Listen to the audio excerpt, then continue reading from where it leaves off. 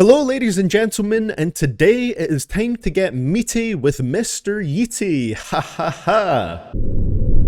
Lifestyle. It's a new album by Yeat, aka King Tonka, aka Mr. Twizzy, aka Noah. And this album, Lifestyle, is one that I'm pretty interested to hear after 2093, which Yeat dropped earlier this year, which was one of my favorite albums of the year so far. It still is. I still really enjoy it. There's maybe a few tracks that I don't really care for on there, but I think overall it's the most direction Yeat's music has sounded like it's had. It has the best atmosphere of any one of his albums. So with the Lifestyle, it's one that I'm a little bit conflicted going into it. It's like, yes, I have got a great album from Yeat this year already. He's an artist that has grown on me a lot the more that his career has went on. With that being said, I don't know how much this project is gonna go in the direction of something like 2093. I believe this is the first reaction to Yeat I've ever had on this channel. You know, the only video I've made on him before is my worst rappers in the game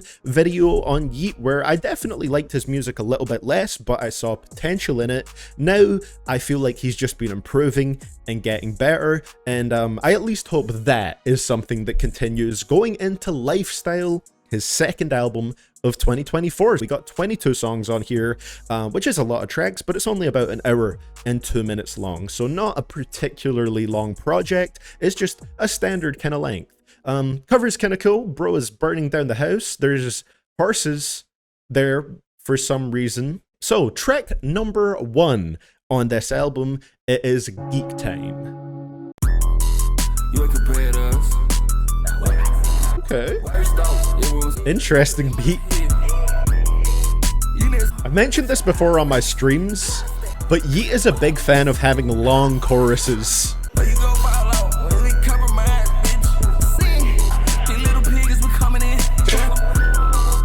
Burning the house down. It's a cool beat, a decent track so far. You ain't compared us.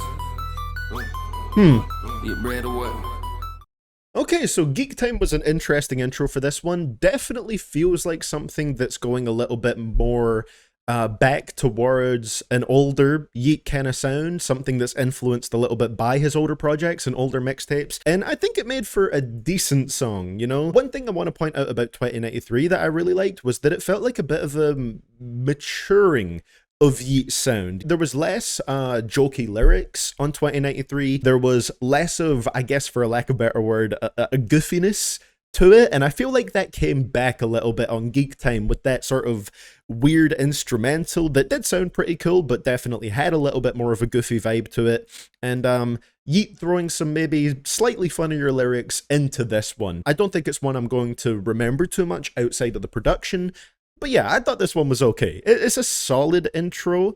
I'm just curious to see where we go from here. Let's see what we get on track number 2. It's very short. STFU. Oh, okay.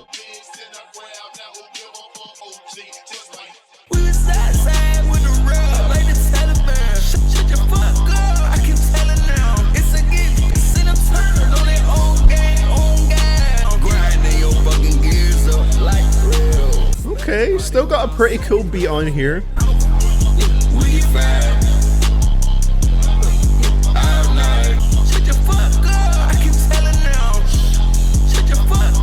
Another track that I think is pretty well produced, but again, not super memorable within Yeat's discography. This was another track that was fine. Yeat had some cool vocal sections on here. I particularly enjoyed the end of the verse where he had sort of like the doubling up of the vocals. I think that just created quite a nice sound. It's another decent Yeat banger, but nothing that I think I'm too crazy about, to be honest. There's 22 tracks on here, okay? So there's plenty of opportunities to really enjoy some songs on here. Just with the first 2, I think they're cool, but not necessarily anything special. So let's see what we get on track number 3. This one is called They Tell Me. What did they tell you, Yeat? Let's hear it. They tell me you too much for me, they tell me. When we at the club, whole streets outside. Yeah. I put the bills on everything, I put them yours on. Ooh. Okay, nice parts to the beat there. Okay, hold on. So this track right here, this is a perfect example of what I'm talking about when I say, especially in Yeat's older music, he was a big fan, or he is a big fan, of making very long choruses. This song is, you know, according to Genius, I guess you could call it more of a verse than a chorus, but it's the same section of the song repeated twice. It's the chorus, and then he just does the chorus again. So there's not necessarily a lot to it in terms of what is being said, but the sound of this one is kind of cool. Yeah, I mean, hey, another lovely bit of production used to make another decent song. I do think the beats are really cool, so shout out to Synthetic, 33 Empathy, Primo, and Rafe for producing that one. But the track itself just, again, doesn't feel super memorable to me. Yeat isn't really standing out to me on these tracks. It's just kind of Yeat being Yeat, and not in the most exciting way up to this point so far. So for me, we've still to hit the first great track, or the first super memorable song on here. Let's see what we get on track number 4, Heard of Me. Fuck, would you heard of me? I know that you heard of me. Like I'm talking to you. That's about the wow. Why you talk about me? Why the fuck you speak? Ooh, that kind of synth there for that section was really nice. Yeah, fuck, would you heard of me? Even though it's the night, I can see in the dark. You like ID lights. That part of the production is really nice. There is elements of 2093 in the beats, definitely, I will say that. You know what, we're getting closer. We're getting closer to me putting something down on my favorites list for this album so far. Heard of Me was probably my favorite track so far on this. I wouldn't put it down as a favorite because it's not a song that I loved, but I liked it. I thought that was a cool track. I think it's maybe had my favorite production on the project so far. There was a lot of great elements to the beat right there. I think that was a cool track. On to the next track right here, track number 5, Speedball.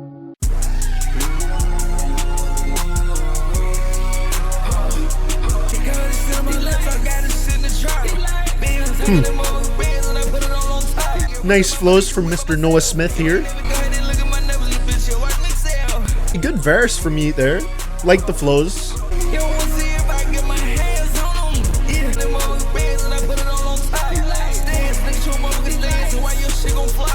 Mixed thoughts on that one. I feel like Speedball probably had some of my favorite rapping from Yeat so far on this album. I like the faster flows that he was hitting on here. That sounded pretty cool. The energy of this track for a song that's called Speedball, it was pretty fitting, but it just felt a little bit too repetitive, being so short and having just a repeated chorus, verse, whatever you want to call it, twice within the same track. I feel like that didn't really need to happen because it is such a short song. So track number 6, You Don't Know Life. One thing you are always going to get with Yeat albums is co-production. I'll give them that. Excuse me?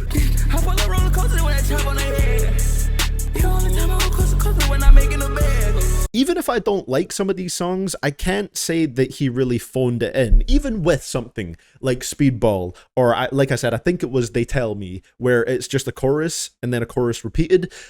There's still work put into the atmosphere and the way those songs feel, and he always throws some different vocals into the mix and plays around with how his voice sounds, so I can always give Yeat credit for that. And this song is kind of hard, I'm not gonna lie. Okay, I like this section.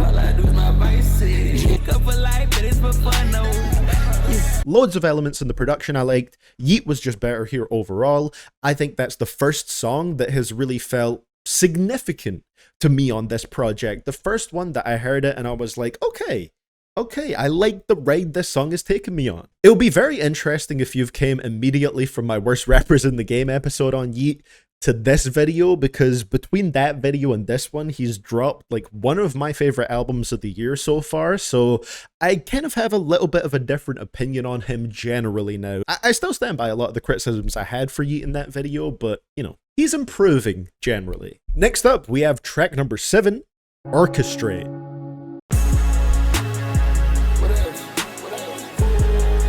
Ooh, okay, that sounds good.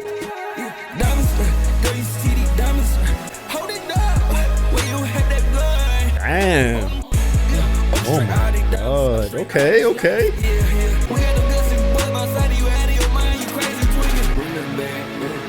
Also, shout out to Yeat for having a production credit on this song.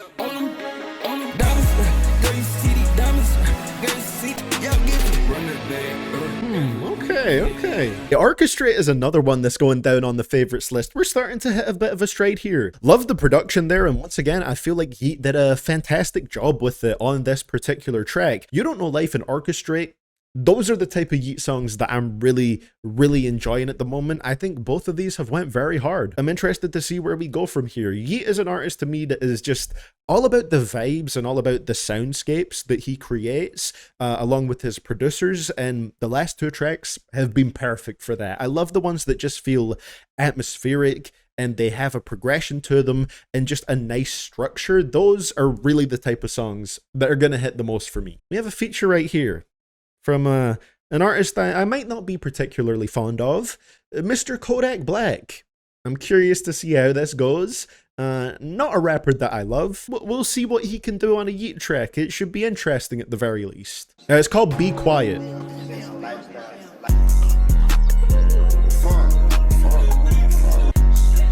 Way too rich, lifestyle, hoping what? Feel like I'm talking to deaf people the way I'm telling you. Of course they made the production less interesting on this song for the sake of Kodak.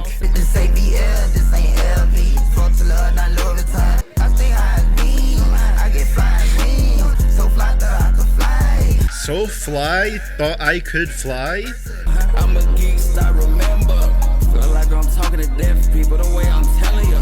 Okay, yeah, no surprises. The track that featured Kodak Black is my least favorite on the album so far. Be Quiet was a little bit boring, to be honest. Kodak Black didn't sound very good on this track to me, but then again, what's new? Yeat was perfectly fine on this track, but not super interesting. He just did the hook on here, and then Kodak had the only verse on the track. The production, I was also a little bit less of a fan of on here. Be Quiet, pretty dull one, very boring. Wouldn't come back to it again. Okay, the sooner we move on to the next track, the better. It is track number 9, The Costs, The COSTÄS, The COSTES. Let's see what we got on this one. I just brought up out of Paris, cost what it cost her. Yeah, shut your mouth. If my neck could talk to me, all he would say is burr. If my neck could talk to me, all he would say is burr. At the top, diamonds on my watch. Bring it in. We got the bell in there. On the soldier like it's something. Yeah, give me something to do. So yeah, The Costs was more in line with the start of this album to me. Cool production, couple of cool moments in there, but nothing, again, that I feel like stuck with me all that much. I just don't really have all that much to say about it, to be honest. Track number 10 on our next one, this is Go to Work featuring Summers. I'm not too familiar with Summers, heard a couple songs here and there, so let's see how this collaboration goes.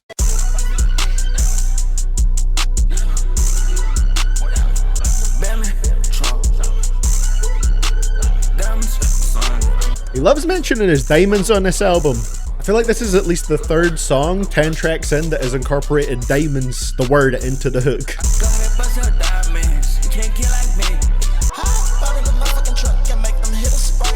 Okay, so we got Summers here. A little bit of a strange sounding verse there, just in terms of the way the vocals were on the beat. Do like the beat on this one once again.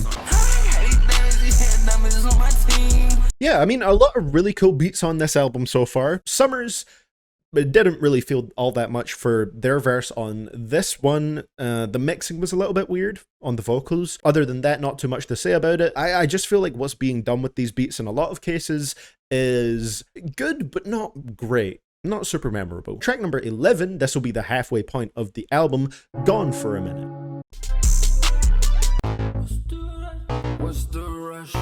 Oh. I'll try to see what I like. You try to see what you like. Okay, hold up. I be up my mind in this shit, yeah. I turn deaf folk blind in this bitch, huh? Ooh, this is a very interesting sound on this one. Yeah, tell her lips out, yeah, we up for here. Way too real. Damn, okay. Gone for a Minute's a really cool one. Yeah, see, this song is something that I quite like. I like it when Yeat takes his sound, but tries something that's just a little bit different with it. It's that ambition that I like to hear. Taking his sound and maybe taking it in a slightly different direction that he hasn't really done before. I think that made it a really interesting and engaging track. That's another one that I would put down as a favorite. So I am getting tracks throughout this that I do really enjoy. They're just not necessarily all over the project. And hey, I mean, at this halfway point, it is worth noting that I have more songs written down as favorites from the album than I do least favorites. I literally have one song so far as a least favorite. So next track on the album, track number 12, we're moving into the second half now. This is Forever Again.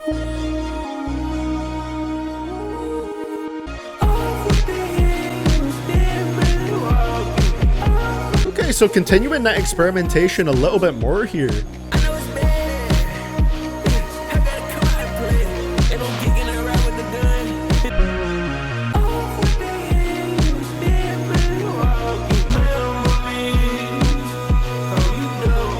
I cannot knock the experimentation at all.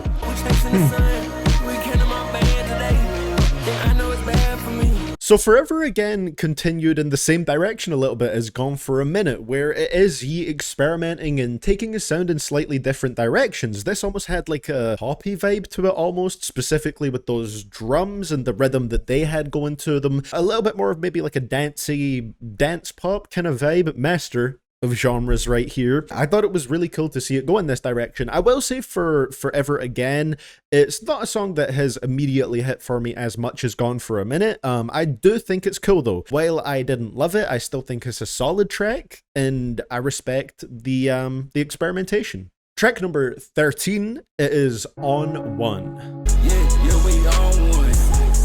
And then back to the sort of Yeat banger style. Yeah, we smoking like a Newport or Marby. Yeah, and we get you. Yeah, we hit the Four Seasons every other. Bro loves the Four Seasons.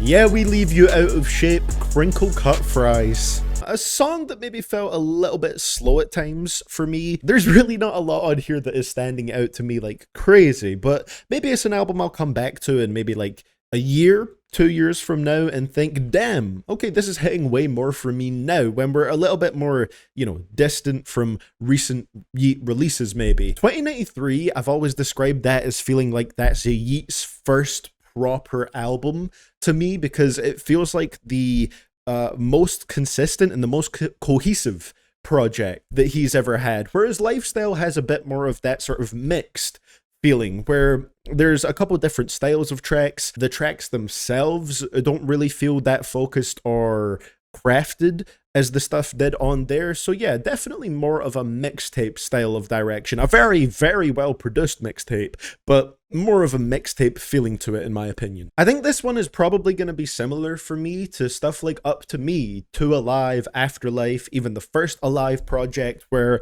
I really just pick a handful of my favorite tracks, like 3 or 4 favorites, and I just keep coming back to those rather than the full project. On to track number 14, FLYTROOP.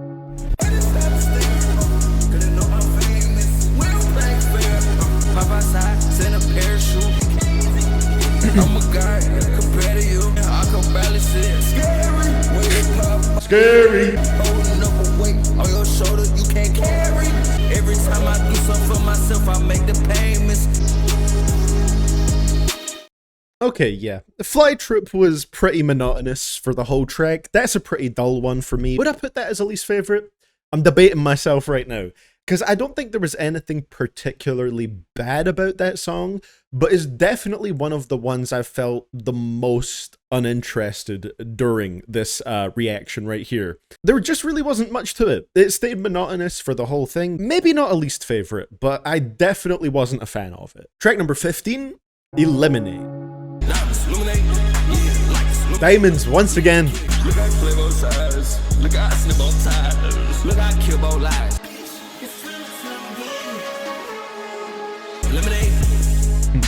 It's got a cool start to the chorus. It's another one that feels quite monotonous though. Yeah, Yeah, Eliminate also felt pretty monotonous. I do like the way that the chorus starts on this one, the whole illuminate and then eliminate thing. It just sounded pretty cool. There was a nice bounce to the start of the chorus. It's just a few highlights, and then the rest of it is not necessarily bad, but I could do without it. Track number 16, Lying. 5, Fun. Longest one on the album, it looks like.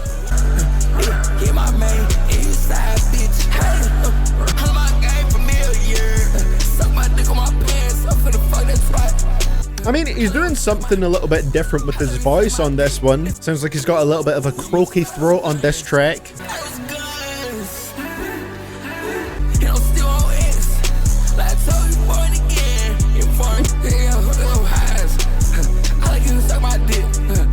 Okay, and then we got a little reverse segment at the end here. Like the little ad-libs right there. Those are kind of fun. Yeah, the song as a whole did drag on a bit for me. At this point, I'm just kind of hoping we get something really good before the album ends, but we haven't hit that quite yet for me. Yeah, I just want to hear a nice, relatively well-crafted album with a good flow to it, and I don't really feel like that's what this is. So, track number 17, one of the songs that has a rare feature on this album, because there's not many features throughout this, New High featuring Don Toliver. Let's see how this goes. I'm not a big fan of Don Toliver's music, but he can be a good feature, so let's see.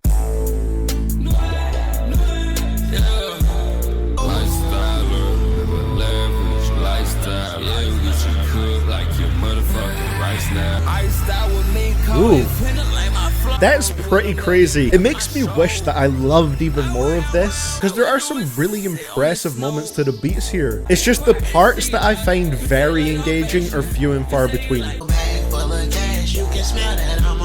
Got Don here.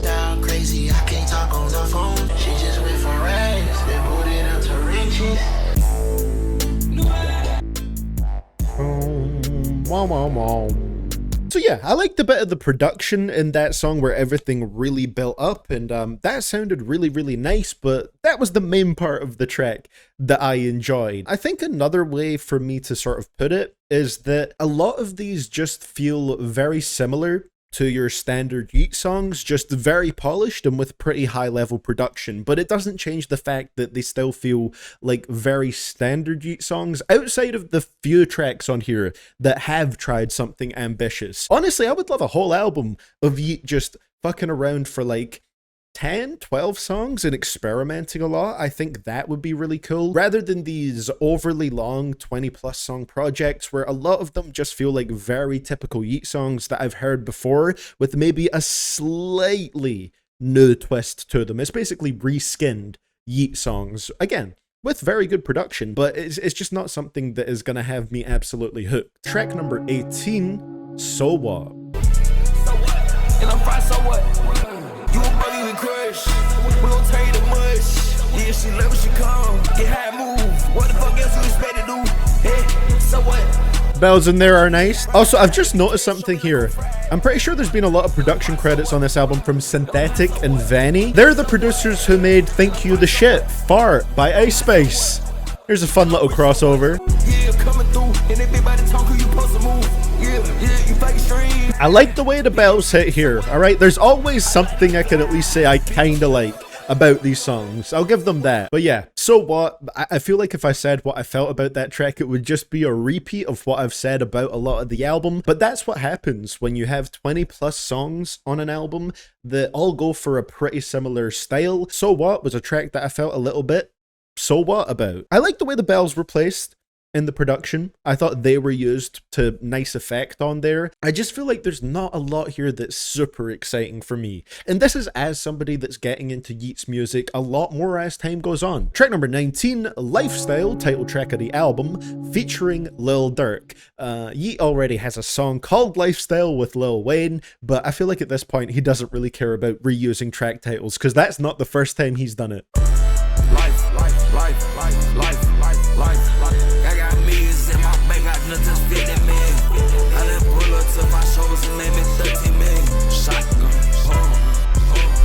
Be interesting to see how Lil Durk works with the sound here.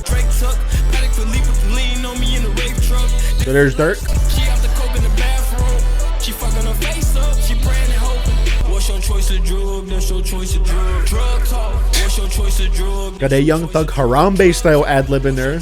I mean, Dirk wasn't too bad on here. I think the ad-libs helped him to fit into this atmosphere. I do want to ask you guys what you think about that. Which artists do you think would work the best or have worked the best with Yeat's style? Because I really do believe that a lot of artists that Yeat has on his songs don't necessarily fit the musical environment that he's got going on. I mean, Lil Durk was fine on this particular track, but I don't know, in a way they almost kind of take me out of the tracks a little bit, just because I feel like it's rare that I've heard a feature on a Yeat song that has perfectly matched what Yeat was going for with the track. Track number 20. We have 3 left on this album. Technically the last one's a bonus track, but of course we're going to listen to it. This one is called God Talkin' Shh.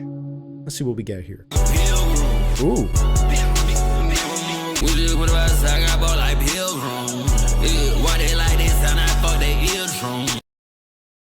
Why they like this sound, I fuck the eardrums. You didn't have to make it weird, Yeat. You didn't have to make it weird. There is some funny bars on this one, I'm not mad at that.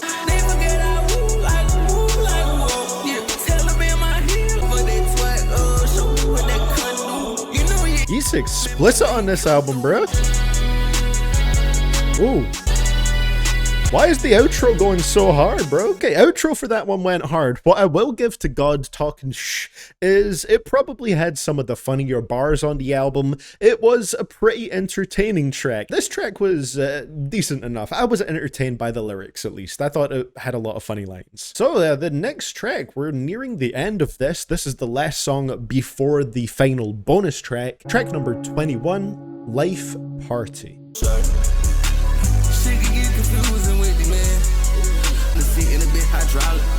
At the time they need, I put 4 million flow on rocket. Ain't see what they can do to them. Nice synth in there in the background like that. Another one this cool. It is pretty much similar to a lot of the songs throughout the rest of the album, so for the sake of not repeating myself too much, I won't say too much about it, even if the production has started to get a little bit old for me by the end of this project. I think they've done a good job with it, and even Yeat has done a solid job on this project. It's just, for me personally, this album is quite a bit of a drag to get through. So let's give the last song a listen and see how I'm feeling after that. It's track number 22, Fate Bonus. I got what I deserve. I put in all that work. My damage in it. It's a cool song as a more relaxed track. This one isn't too bad, actually.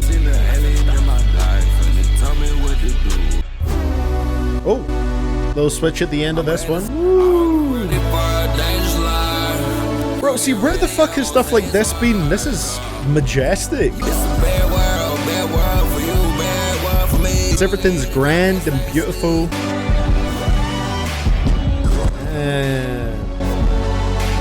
Wish there was more stuff that made me feel this way throughout the album. That's like a nice, grand, dramatic outro to the album. You know, you brought the strings in, bring out the whole orchestra. And it was pretty crazy. I like that. I like the way that closed out. He seemed to be hyping up his next album on the outro of this song right here, saying, I hope you're ready for a dangerous life. So I'm assuming the next project will be something like that, A Dangerous Life. But you know, Fate was actually pretty cool. It's a song that still matched the overall sound of the rest of the tracks on this project, but just went in a slightly different direction, being a little bit more toned down, a little softer. The lyrics at least hinted at being slightly more personal on this one. Really made me wish we got more stuff like that on here. So this is one, at the moment, would I put it down as a favorite? I'm not too sure, but it could absolutely make it to my favorites list in the future after a couple more listens. So let's get into my overall thoughts on Lifestyle. This album was okay. I think this was very fine, definitely a step back from 2093, and like I said, a project that reminded me a little bit more of Yeat's older projects, specifically Afterlife. I'm actually gonna read a little bit of my review from my album of the year.org page for Afterlife, and this is basically very similar to what I would say about Lifestyle. Yeat is one of the most frustratingly inconsistent rappers out there for me right now. Half of the songs here feel like I'm listening to one of the more exciting / creative artists out right now, and the other half makes me want to skip or fall asleep in the first 30 seconds. I feel like he has so much potential, but he really shoots himself in the foot by throwing too many songs at every album he makes. So this review pretty much applies to Lifestyle for me. I would say that Lifestyle is a step up from Afterlife. It's a little bit better, but not by a crazy amount, because I still didn't get a whole lot from it. If I was gonna give an initial rating for this project,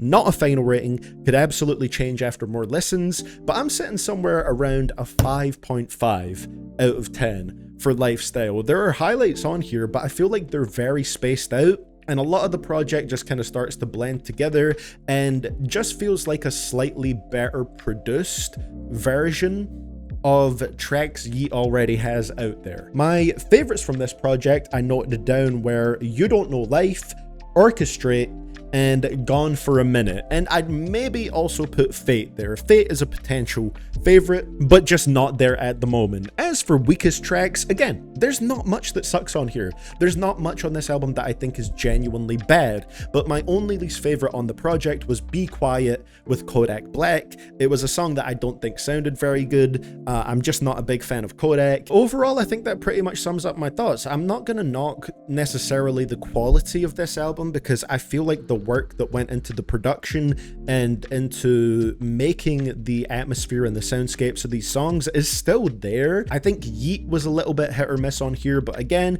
he still tries to make his music have a very particular vibe on here. It's a project that is better than something like Afterlife, and definitely I think has a little bit more merit to it than Afterlife, but it's nowhere near the level of 2093 to me. But hey, there will be people, I'm sure, on the opposite end of the Yeat preference spectrum than me. There's probably a bunch of Yeat fans out there that didn't really like 2093 and like Lifestyle a lot more. If that's you, I would like to hear about it in the comments down below, because it's always good to see different perspectives, because music is very subjective, right? And we all feel pretty differently about it. For me, I'm much more on the end of liking 2093 and thinking that Lifestyle was a little bit boring at a lot of points, and not a bad album by any means, just one that wasn't super engaging. It's fairly well made, but I didn't have a crazy amount of fun with it. That is what I thought of Lifestyle by Yeat from my first listen. What did you think about this project? Let me know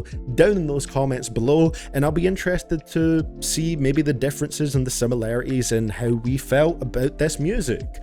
With that being said, you can click on the screen right here to check out my last video on rap features that go off topic. It's a banger. Much love to my channel members and Patreon supporters over there, with a special shout out to my biggest supporters, and those are I Am Regent, KWG13270, Lucas1123, and Neo Striker. See you guys in the next one.